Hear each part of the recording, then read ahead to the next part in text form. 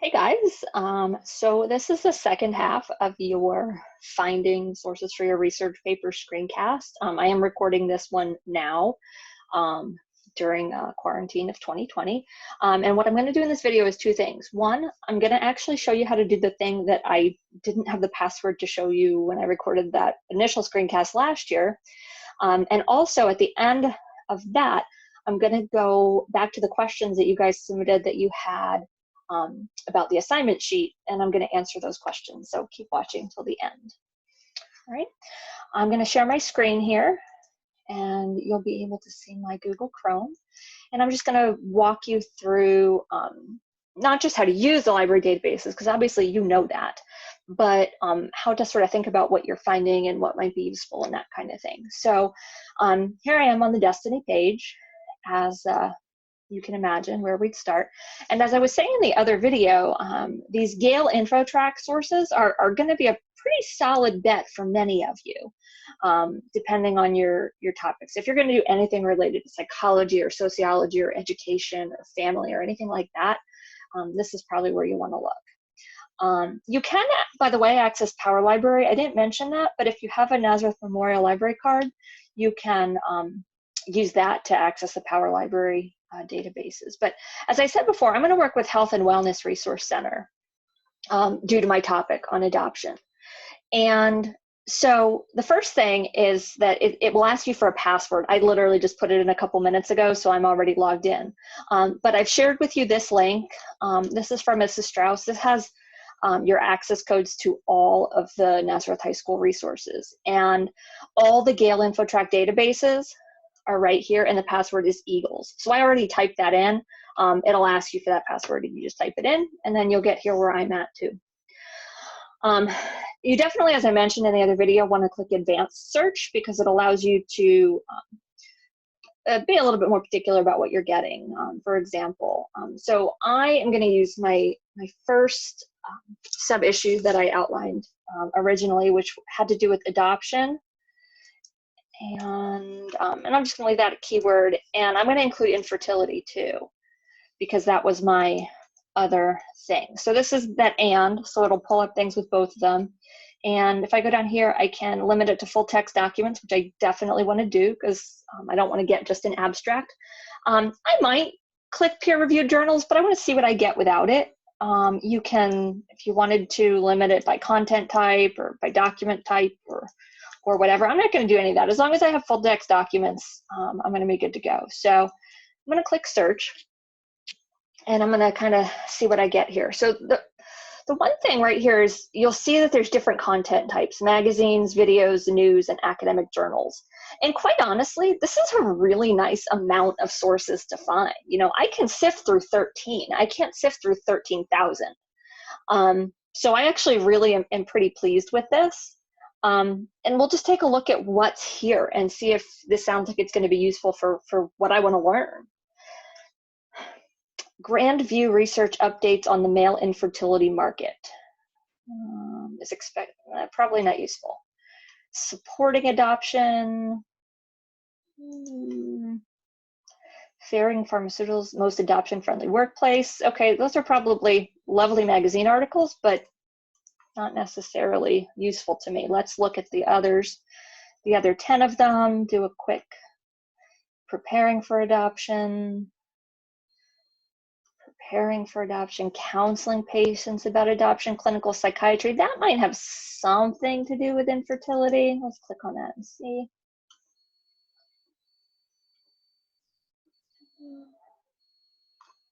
Does the search remind them of the pain of infertility? Are they fearful of losing a child? Okay, so this could be useful. I definitely would like to save this for later. So I'm gonna, let's see what I can click here. I can send it to my Google Drive. It's gonna make me log in. But then I'll have that article that I have to allow access. But then right there, that'll be, okay? But let's go back and see what else. Embryo adoption. Okay, so those were only the magazine results. I have some video results. None of these look useful for me. News. This looks like a book review. This is a letter to the editor, which could be very interesting, but it's very, very short, so probably not going to be a whole lot. I could look more at those, but if I go down here, let's look at academic journals. Academic journals are basically magazines that are written very specifically about very specific topics that people study.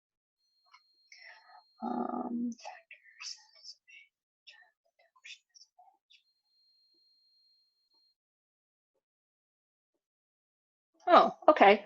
So this one's interesting. The authors explored the experiences of becoming parents through adoption after unsuccessful infertility treatments. In-depth narrative interviews. Okay, let's look at this. Okay, this is from the Journal of Counseling and Development. Okay, so this is definitely a clinical report, which is good to know. It's not just somebody's opinion. Seems like it's pretty significant. They talk about the methods, how they went about this, and the results. And so they talk about the themes that came up. Okay, I think I'd really like to read this. This could be a very useful source for me. So I would do the same thing here. I'm going to save it to my Google Drive, and all right, here. So that's basically the way to do a search. Now, obviously, you could have figured that out on your own, but really the biggest key is sort of sifting through what you're given and not just taking that top one or two things, as well as making sure you search in the right way that you don't get an overwhelming amount of sources. Also, if I searched my second sub-issue, which was transracial adoption, still on full text automatically, yes. Okay, so here I get 2 reference books, encyclopedias. I don't want them. They're not going to be helpful. They're not going to offer any opinions. I have 43 news sources and 2 academic journals. I think this is the same thing that came up in my Google search that I showed on the other video. Okay, so here's something from the New York Times. So it looks like some opinion pieces. Okay, so maybe, I mean, I might only want something like a New York Times piece, but if I wanted something a little bit more sort of legal theory, I might want to look at this one. The point is, you can get a lot of good stuff from these databases. Google is not something that I'm opposed to, and it's not something you should be opposed to either. What I want you to be concerned with is Google going to give you large general information websites instead of sort of very specific, nuanced, in-depth perspectives on it? And that's really what we're looking for here.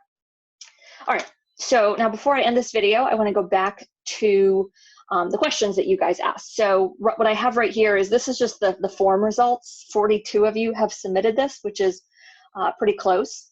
So I feel comfortable answering your questions, and I'm just going to go through here. Somebody asked, are we supposed to find one major or focus on one sub-issue, or are we going to write about all 3? You're going to write about 2 or 3. I think several would be the word. I mean, if you have 3 of them and it turns out you find a ton of information for one of them and it's got sort of multiple moving parts and you really want to dig into that, but you have another sub-issue that turns out to be a flop, that could be okay.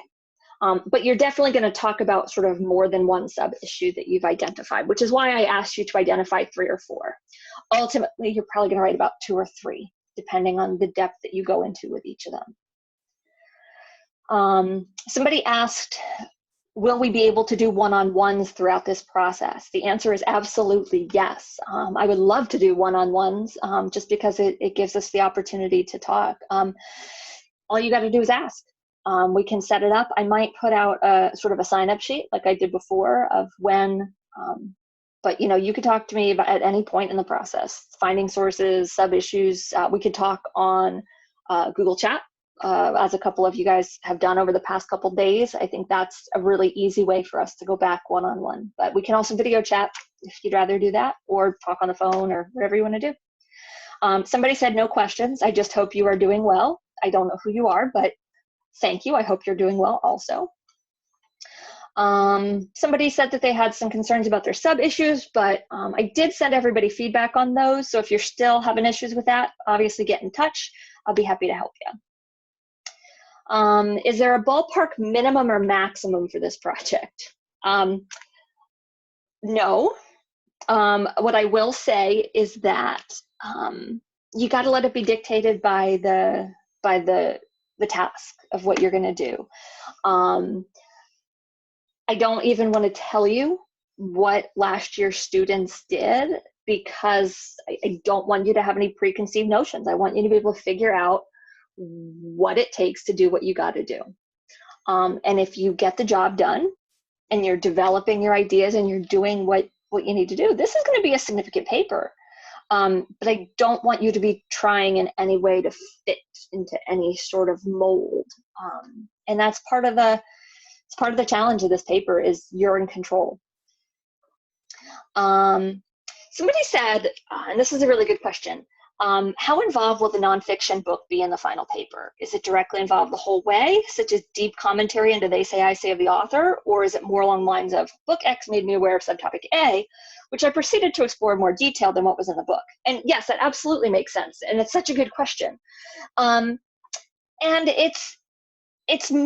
I like the way you put it. Book X made me aware of subtopic A, which I proceeded to explore in more detail than what was in the book. That is exactly what you're looking for. However, before you sort of delve into what you found when you explored more, you also have to sort of start off, okay, well, book made me aware of subtopic A, and here's what the book said about subtopic A. So basically, for each of your subtopics, you're going to start off with, here's what the book said, and here's kind of what I thought about it, and here's why I wanted to learn more. This is what I learned, and sort of here's how it all fits together. That's the way your book is going to work with the rest of the paper. And obviously your first section 1, is pretty much about the book. What kind of sources are we allowed to use? Are there any restrictions? Hopefully you've already seen I've addressed that in the previous video. I don't think I saw it anywhere, but when will this be due? You did not see it anywhere yet. I believe I have this due like right at the end of school. I have it set to be due on May 28th. Basically, I have usually I like to get them done before AP exams, but that's not going to happen this year. So what I did is basically when AP exams start, that whole 2 week of AP exams, your only English work is work on your paper at your own pace. And then the following week after AP exams is really our last week of school. And so I have the final draft due at the end of that week. If Mr. Davis makes some changes to the school calendar about finals or whatever, I might need to shift that back a day, but it'll be that last week of May. Apart from our books, are we meant to seek out other sources like online articles on the same topics to use? Yes, we've already addressed that. Hopefully we've answered your question there. And other people have said, I think I got it. Right now, I just want to be patient and wait for more results to come in. That's a good attitude to have right now, whoever you are. And somebody said, is an intro and or conclusion still going to be needed in this paper given the format?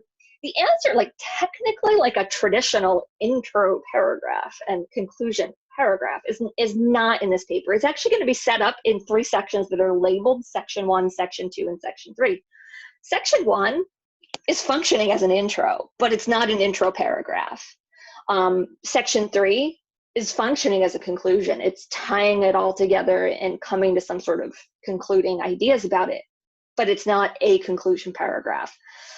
So the short answer to that question is no, but obviously you've still got intro and conclusion kinds of things going on. So, and that's all the questions that I've received so far. If at this point, since most of you did already, like I said, 42 of you have responded. If anybody submits any further questions, I'll probably just address them as updates instead of a screencast or anything. But I thought I'd take this opportunity to, I don't know, say hi, show off my office here at home. This is my home library. I do have a cat. I don't know if you can see her back there. She's my good girl. She just kind of sits here with me and naps. The others tend to interrupt a lot more. So anyway, I hope everybody's well. Please be in touch. I love your smiles and frowns.